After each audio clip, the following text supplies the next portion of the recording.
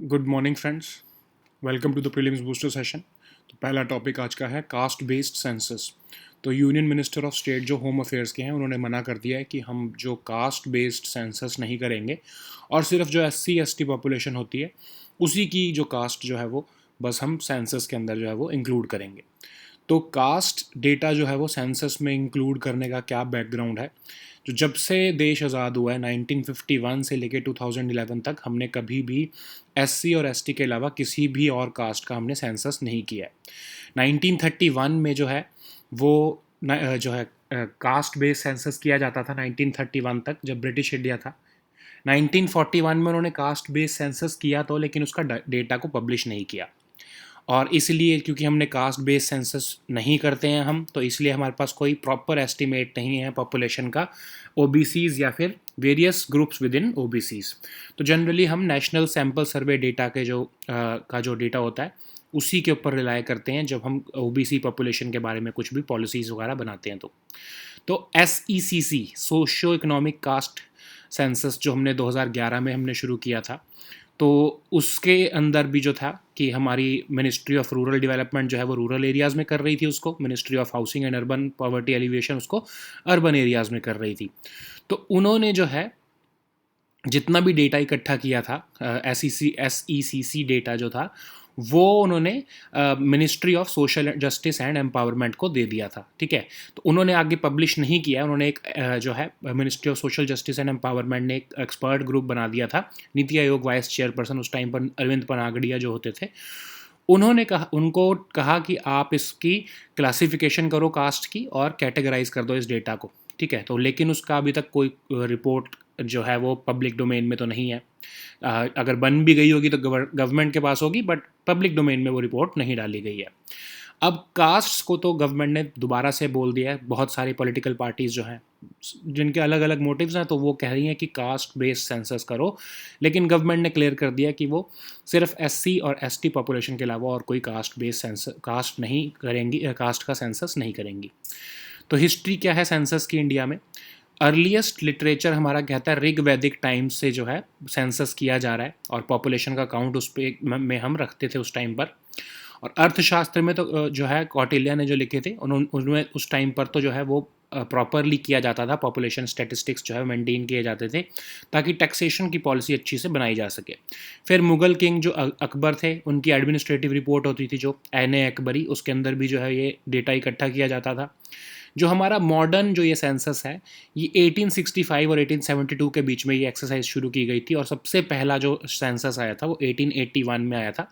तब लॉर्ड मायो जो थे वो जो हमारे यहाँ पर गवर्नर जनरल होते थे या फिर वॉइस रॉय होते थे। ठीक है, तो सेंसस 2021 जो है वो रजिस्ट्रार जनरल ऑफ इंडिया ही कर रहे हैं और कुछ एरियाज़ में स्पेशल चार्ज ऑफिसर को अपॉइंट किया जा रहा है। जहाँ जो ऐसे एरियाज़ है जहाँ पर डिफेंस फोर्सेस या CRPF या BSF जो है वो उसको ऑक्यूपाई करती हैं जिन एरियाज़ को, वहाँ पर ये स्पेशल चार्ज ऑफिसर जो है वो सेंसस करेंगे। ठीक है, पहला जो फेज़ था वो सितंबर 2020 तक था और उसमें हाउस लिस्टिंग ऑपरेशंस किए गए। हाउस लिस्टिंग मतलब कि किस तरह से जो है वो रेजिडेंस वगैरह का जो है वो देखा गया कि कौन सी एरिया में क्या रेजिडेंस का स्टेटस है। सेकेंड फेज़ जो है उसमें एक्चुअली पॉपुलेशन कितनी है उसको देखा गया जो 2021 तक था। उसके बाद फाइनल फेज़ जो है वो रिवीजन राउंड था वो मार्च 2021 तक ख़त्म हो चुका है। ठीक है, तो अब ये डेटा कंपाइल हो रहा है, इकट्ठा किया जा रहा है, देखा जा रहा है कि क्या डेटा है। Okay, so now let us see this topic in English, caste based census. So the government of India has decided that they will not be enumerating caste wise population other than SCs or STs in the census.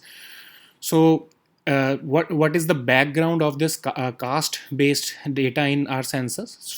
Since independence, since 1951 to 2011, we have not published any caste based data in the census. Apart from that, we have only published the data regarding SCs and STs. Okay, so the last time the caste based census was conducted in India was in 1931. Okay, so until 1931 caste based data was also published in the census. So in 1941 the British government, the British Indian government basically, they collected the data but they did not publish it. So there is, because we do not collect data regarding the caste, that's why there is no proper estimate of population of OBCs and subgroups within OBCs, and we have to rely on the national sample survey data. Okay, so in 2011 socio-economic and caste census was also conducted, but the Ministry of Rural Development was conducting it in rural areas, and Ministry of Housing and Urban Poverty Alleviation, it was conducting in urban areas. The data that these both ministries collected, they submitted it to Ministry of Social Justice and Empowerment, which further formed a committee under the then Niti Aayog Vice Chairperson Arvind Panagaria for classification and categorization of data. So it is not yet clear whether this expert group submitted this report or not, because it is not in the public domain yet. Okay, so this time the demand is that castes must be enumerated as part of the census 2021 itself. Several political parties, because of their political motives, of course, they are demanding that from this census you should collect caste data also. Okay, but the government has, of course, denied it. They have said that they will not be doing it. That's why the government has categorically denied such requests which are made by the political parties. So, what is the history of census in India? The earliest literature, Rig Veda, it said that it had provisions regarding population count, and in Kautilya's Arthashastra also, the population statistics were collected so that state policy regarding taxation can be made. Even Mughal Emperor Akbar, uh, there was an administrative report, NA Akbari. In that report, comprehensive data regarding population, industry, wealth, and many other such data was collected. So the present form of census, which we are conducting even now, it started between 1865 and 1872. The first census of India was conducted in 1881 during Lord Mayo's time, and it was the first population census of India. So the census of 2021, it is already being conducted, and it is conducted by the Registrar General of India. It is under the Ministry of Home Affairs. So this body conducts census in India. Okay, so now let us see the next topic, which is I-STEM. तो आई STEM project जो है उसको 5 साल की और extension दे दी गई है 2026 तक की, और इसके अंदर कुछ न्यू फीचर्स को भी ऐड कर दिया गया है. ठीक है, तो अब इसके अंदर क्या है, ये आई स्टैम प्रोजेक्ट क्या है, इसके अंदर जो है वो एक नेशनल वेब पोर्टल बनाई गई है जाकि जो है रिसर्च एंड डेवलपमेंट जो है वो आपस में शेयर कर सकें जो भी रिसर्चर्स होते हैं. इसको जनवरी 2020 को पीएम मोदी ने जो है इसको इनॉग्रेट किया था, और ये इनिशिएटिव जो हमारे office of principal scientific adviser जो है उनका इनिशिएटिव है ये. और इसका बेसिक मोटिव वही है, जैसा मैं आपको बता रहा हूँ, कि रिसर्च एंड डेवलपमेंट का जो इकोसिस्टम हम क्रिएट कर सकें, इसलिए जो रिसर्चर्स हैं उनको रिसोर्सेज के साथ कनेक्ट करने का काम करता है ये प्रोजेक्ट. तो शुरू में जो फर्स्ट फेज़ था जो 2020 जनवरी से शुरू हुआ था, उसमें 20,000 पीसीज ऑफ इक्विपमेंट जो है वो 1050 इंस्टीट्यूशंस अक्रॉस द कंट्री जो है उनको कनेक्ट किया गया 20,000 इंडियन रिसर्चर्स के साथ. ठीक है, तो मतलब इन रिसर्चर्स को अगर इक्विपमेंट चाहिए हो, इन 1050 इंस्टीट्यूशंस के 20,000 पीसीज ऑफ इक्विपमेंट उनको अवेलेबल कराए गए और इस पोर्टल पर डाले गए ताकि वो जहाँ अगर वो चाहें तो वो इसको एक्सेस कर सकते हैं. ठीक है, अब फेज़ 2 ऑफ द प्रोजेक्ट जो है वो थोड़ा इंडिजनाइजेशन के ऊपर है. ठीक है, तो मतलब कि इसमें है कि इस पोर्टल के ऊपर अब इंडिजिनस टेक्नोलॉजी के प्रोडक्ट्स भी डाले जाएंगे ताकि जो है जो रिसर्चर्स हैं वो उनका यूज़ कर सके. फिर सिलेक्टेड जो R&D सॉफ्टवेयर है वो भी उपलब्ध कराया जाएगा ताकि जो रिसर्चर्स हैं वो उसका यूज़ कर सके. ठीक है, अब हम देखते हैं इसमें इंपॉर्टेंट और क्या है हमारे लिए कि office of principal scientific adviser to government of India क्या होता है. तो ये हमारे साइंस एंड टेक्नोलॉजी से रिलेटेड जो भी एडवाइस होती है गवर्नमेंट को देते हैं ये प्रिंसिपल साइंटिफिक एडवाइज़र, और एक सेक्रेटरी लेवल पोजीशन होती है जिसको 1999 में क्रिएट किया गया था. जो सबसे पहले हमारे PSA थे वो डॉक्टर APJ अब्दुल कलाम जी थे. ठीक है, तो करंट जो PSA हैं वो K विजय राघवन जी हैं. तो इनका जो प्रिंसिपल साइंटिफिक एडवाइज़र का जो ऑफिस होता है, जो काउंसिल होता है जिसके थ्रू ये एडवाइस देते हैं गवर्नमेंट को, उसको हम कहते हैं prime minister science technology and innovation advisory council, ठीक है। तो जैसे NSA जो होते हैं, नेशनल सिक्योरिटी एडवाइज़र, उनका नेशनल सिक्योरिटी काउंसिल होता है, वैसे ही PSA जो होते हैं, प्रिंसिपल साइंटिफिक एडवाइज़र, उनका जो ये काउंसिल होता है PMSTIAC, ठीक है। तो ये एडवाइजरी काउंसिल इनका PSA का होता है, ठीक है। इसका भी यही मोटिव होता है, जो PSA का मोटिव होता है कि गवर्नमेंट को एडवाइस करना स्ट्रेटेजिक ऐसी पॉलिसीज़ में जो जो हमारी ऐसी साइंटिफिक और टेक्नोलॉजिकल पॉलिसीज़ पर जो कि हमारे लिए स्ट्रेटेजिकली और सोशो इकोनॉमिकली इम्पॉर्टेंट है, तो उसके ऊपर ये एडवाइस करते हैं गवर्नमेंट को। और इस ऑफिस का भी यही काम है कि PSA जो होते हैं, प्रिंसिपल साइंटिफिक एडवाइज़र, उनको हेल्प करते हैं और उनको जो है आगे एडवाइस गवर्नमेंट को देने के लिए उनके लिए जो है वो आगे वो हेल्प करते हैं, उनको रिसर्च करके देते हैं, ठीक है। So now let us see this topic in English. iSTEM. So iSTEM project has been accorded extension for 5 years until 2026. So this is basically a project where a national web portal has been created so that researchers can access R&D facilities. This project was launched in January 2020 by the Prime Minister, and it is an initiative of the Office of Principal Scientific Advisor to the Government of India. So the objective of this project is to connect the researchers with the R&D ecosystem of the country, and this portal gives all the researchers access to the resources which are available in the country, so that any person, any researcher sitting anywhere in country can access all the resources which are at the hem of India's scientific prowess. Okay, so the background of this this project is that since January 2020 the first phase was in operation, and more than 20,000 equipment pieces from 1,050 institutions have been made available to 20,000 Indian researchers via this iSTEM project. And this phase 2 of the project, it basically aims to host indigenous technology products so that these researchers can also get access to these indigenous technology products. It will provide R&D software to selected researchers so that they can also access this for their research activities. And so what this Office of Principal Scientific Advisor is, so it's the chief advisor to the government on matters of scientific policy. It's a secretary level position which was created in 1999 by the then AB Vajpayee government, and the first PSA was Dr. APJ Abdul Kalam ji. Okay, so the current PSA is K. Vijay Raghavan ji. Okay, and this council, the Prime Minister's Science, Technology and Innovation Advisory Council, is the council which advises or helps the principal scientific advisor to in turn help or advise the government on matters of science and technology. Okay, so it's basically an office or a council where the advisors advise the PSA, and the PSA forwards such advice to the government. Okay, so this the objective of Principal Scientific Advisor's Office is that it advises the government in science and technology matters, and especially those matters which are strategically and socio-economically important for the country.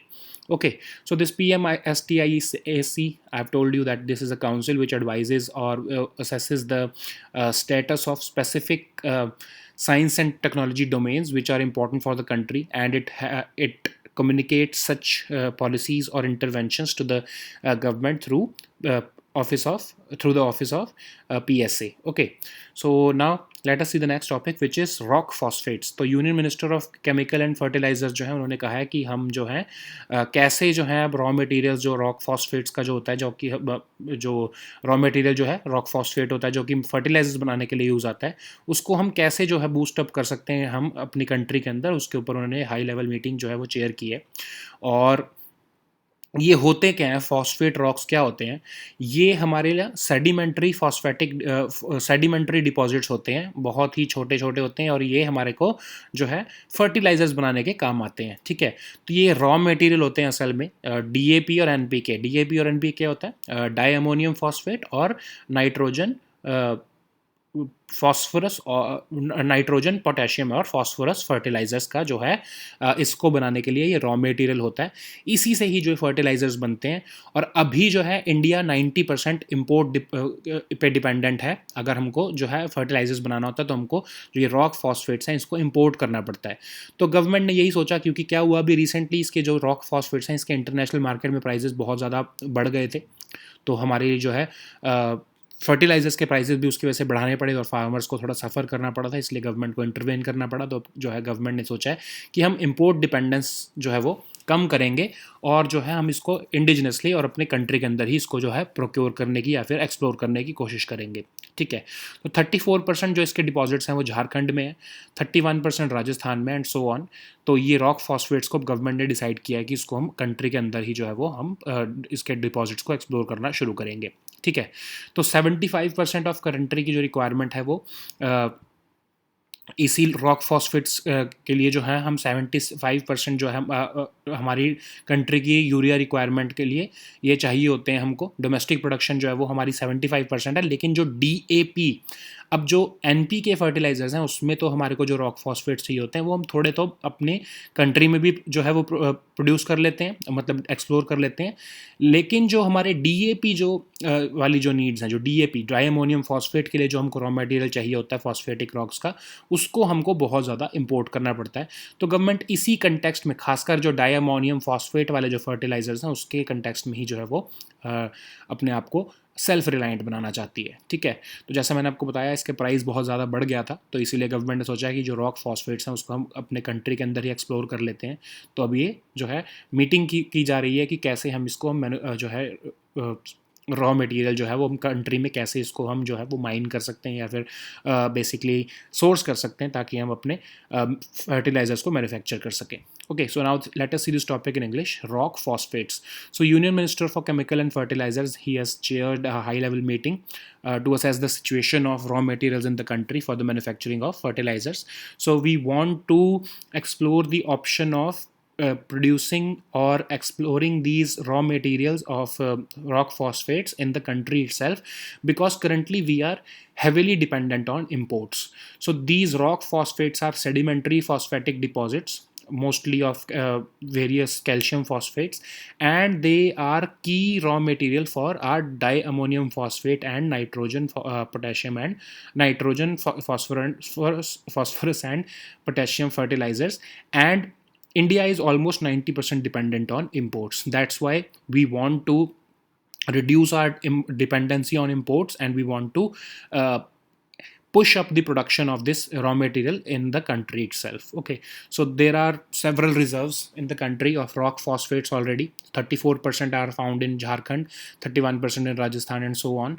So that's why, like I've told you, in international market, the prices of these raw materials shot up recently. Almost 78% price rise was visible.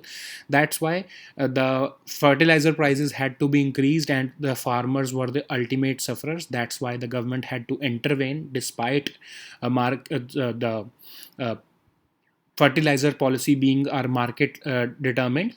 But still the government had to intervene because the prices were going out of control from the reach of ordinary farmers. That's why the government had to intervene and stabilize the prices. So so the government has realized that it cannot rely on imports indefinitely, and that's why they want to start exploring these raw materials from the country itself. Okay, so now the next topic is my gov. So my gov एक, आपको पता ना, एक social media platform की तरह है, जिसके अंदर जो आप गवर्नमेंट के साथ इंटरेक्ट कर सकते हो और आप गवर्नेंस में अपनी पार्टिसिपेट कर सकते हो, आप अपना कंट्रीब्यूशन दे सकते हो. तो उसका जो है वो 7 साल कंप्लीट हो गए हैं, उसको सेलिब्रेट किया जा रहा है.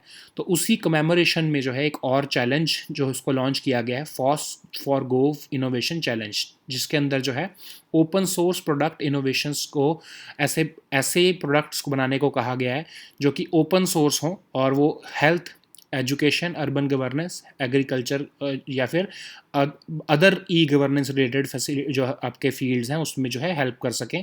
तो उसके लिए चैलेंज निकाला गया। चलो अभी हम देखते हैं आगे क्या चैलेंज है, ठीक है। तो पहले तो ये देखते हैं माई गव क्या है। तो माई गव एक सिटीजन एंगेजमेंट प्लेटफॉर्म है जिसको गवर्नमेंट ने लॉन्च किया था 26 जुलाई 2014 को। इसके थ्रू गवर्नमेंट जो है वो इंटरेक्ट करती है अपने सिटीजन्स के साथ, सिटीजन्स इंटरेक्ट कर सकते हैं गवर्नमेंट के साथ। एक तरह से सोशल मीडिया प्लेटफॉर्म है जिसमें गवर्नमेंट और सिटीजन्स एक दूसरे के साथ इंटरेक्ट करते हैं। तो इसके लिए जो है ऐसे ही स्टेट स्पेसिफिक भी बनाए गए हैं, ठीक है, जाकि मतलब समझ लो आप जैसे महाराष्ट्र स्पेसिफिक कि महाराष्ट्र गवर्नमेंट अपने सिटीजन्स अपने रेजिडेंट्स के साथ कैसे जो है वो डील कर रही है, कैसे जो है वो इनके साथ एंगेज कर रही है, ऐसे स्टेट्स के लिए भी बनाए गए हैं इसी के अंदर। 12 स्टेट्स ऑलरेडी बना चुकी हैं।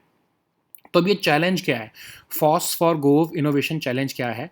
तो इसमें कहा है कि आपने ऐसा फ्री कोई भी जो है टीम या फिर कोई भी कंपनी एक free and open source software बनाए और जो कि हमारे को हेल्थ, एजुकेशन, अर्बन गवर्नेंस और एग्रीकल्चर जैसे और या फिर और अदर फील्ड्स में हमारे को ई गवर्नेंस देने में अगर हमारी हेल्प करेगी तो उसको उन स्टार्टअप्स को जो है हम वो प्राइज़ देंगे, ठीक है। तो ये एक तरह से ओपन सोर्स प्रोडक्ट बनाने की बात की जा रही है।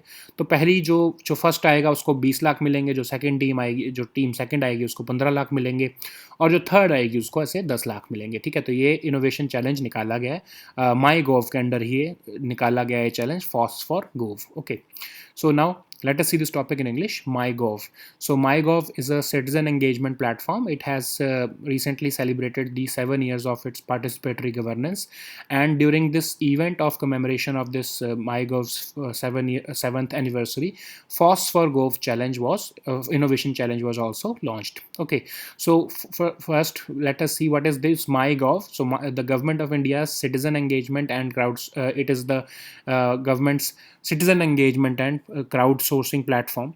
It promotes active citizen participation in governance and policy making, and the government has this MyGov has also allowed states to launch their own portals uh, or these platforms so that these states can also interact with their residents or citizens basically, and and based upon that 12 states have already launched their MyGov state specific platforms through which they are interacting with their own people. So during this commemoration, FOSS for Gov challenge was also launched. So it's a challenge which says that free and open source software products must be made by some team or Indian startups, or basically what are these teams? Innovators or technology entrepreneurs or Indian startups who can make these open source free softwares which can help the government in e-governance in several categories such as health, education, urban governance and agriculture. And those teams which will be able to successfully make these open source platforms or open source softwares, they will be given prizes. Okay, so two areas have been identified in which these open source softwares will be made: customer relationship management and enterprise resource planning. So in these both categories, the startups will be making new free and open source software so that e-governance can be ensured or e-governance can be facilitated easily. And what is this open source software? Open source software is anyone else can also, the best example of an open source software is Android. Okay, so Samsung makes its own Android phone, Redmi makes its own Android phone, OnePlus makes its own Android phone. So Android is an open source platform.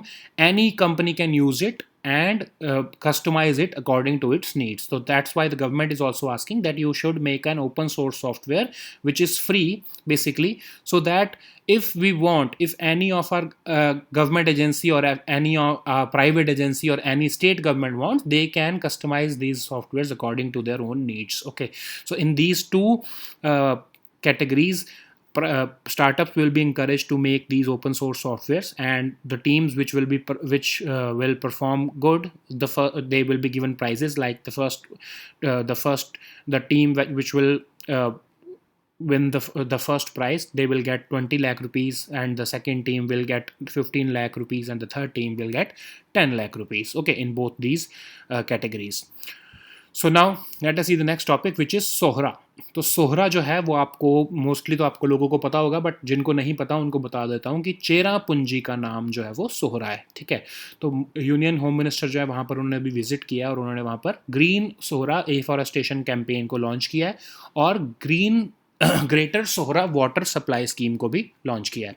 तो ये जो है greater Sohra water supply scheme जो है ये ministry of development of north eastern region उसको वो इसको जो है फंड कर रही है। और north east special infrastructure development scheme जो कि 2017 में निकाली थी गवर्नमेंट ने, यूनियन कैबिनेट ने बनाई थी, नॉर्थ ईस्ट वाले रीजन में जो है इंफ्रास्ट्रक्चर डेवलपमेंट करने के लिए उसी स्कीम उसी फंड में से जो है उसी स्कीम के फंड में से जो है वो पैसा निकाल के इस जो है प्रोजेक्ट को बनाया जा रहा है। और जो ये एफॉरेस्टेशन वाला कैंपेन है इसको कौन कर रहा है? असम राइफल्स वहाँ पर प्लांटेशन करेगी जो चेरापूंजी में, जिसको हम सोहरा कहते हैं, उस एरिया में प्लांटेशन करेगी और एफॉरेस्टेशन कैंपेन चला रही है। तो ठीक है, तो सोहरा जो है वो चेरापूंजी का नाम ही सोहरा है। ये एक सब डिविजनल टाउन है ईस्ट खासी हिल डिस्ट्रिक्ट में और ये ट्रेडिशनली कैपिटल ऑफ काहिमा सोहरा है, ठीक है। तो खासी जो ट्राइबल किंगडम है उसकी कैपिटल होती थी ये, ठीक है। तो ये शिलोंग से 58 किलोमीटर दूर है और आपको पता ही होगा कि गिनीज वर्ल्ड रिकॉर्ड में वेटेस्ट प्लेस ऑन अर्थ का जो रिकॉर्ड है वो चेरापूंजी या फिर सोहरा को ही मिला हुआ है, ठीक है। लेकिन अब ये जो है चेंज हो गया है क्योंकि अब जो उसके पास में ही मौसिन राम एक जगह है वहाँ पर सबसे ज़्यादा बारिश होती है, वो वेटेस्ट प्लेस ऑन अर्थ बन गई है। लेकिन फिर भी जो ऑल टाइम रिकॉर्ड है वो अभी भी सोहरा या फिर चेरापूंजी के पास ही है, ठीक है। तो यहाँ पर बारिश कहाँ से होती है? इसके ऊपर जो मानसून की बारिश होती है वो हमारी बे ऑफ बंगाल आर्म ऑफ जो इंडियन समर मानसून है वो इस यहाँ पर बारिश करता है, ठीक है। So now let us see this topic in English, Sohra. So Union Home Minister has visited this place Sohra, which is most popularly known as Cherrapunji, and he has inaugurated a green Sohra afforestation campaign in this area, and he has also inaugurated a greater Sohra water supply scheme. This scheme of water supply will be funded by the Ministry of Development of Northeastern Region under the Northeast Special Infrastructure Developmental Scheme, and this scheme was basically launched in 2017 to develop social infrastructure or water supply infrastructure in the northeastern region of the country. And under this scheme the funds will be used for this water supply scheme in the Sohra district, okay, division. Okay. And this afforestation campaign in Sohra will be implemented by the Assam Rifles, and they will be planting trees in this area, or they will engage in green Sohra afforestation campaign in this area. So this Sohra is basically Cherrapunji. So Cherrapunji is also known as Sohra. It's a subdivisional town in East Khasi Hills district of Meghalaya. It is traditionally the capital of Kahima Sohra. So Kahima Sohra is the Khasi tribal kingdom. It is this Sohra or Cherrapunji is the capital of that kingdom, and it is 58 kilometers from Shillong. We all know that it holds the world record of being the wettest place on earth. But of course, since the last few years, Mawsin Ram, which is just nearby this Cherrapunji, it is witnessing more rains and it is now becoming the wettest place on earth.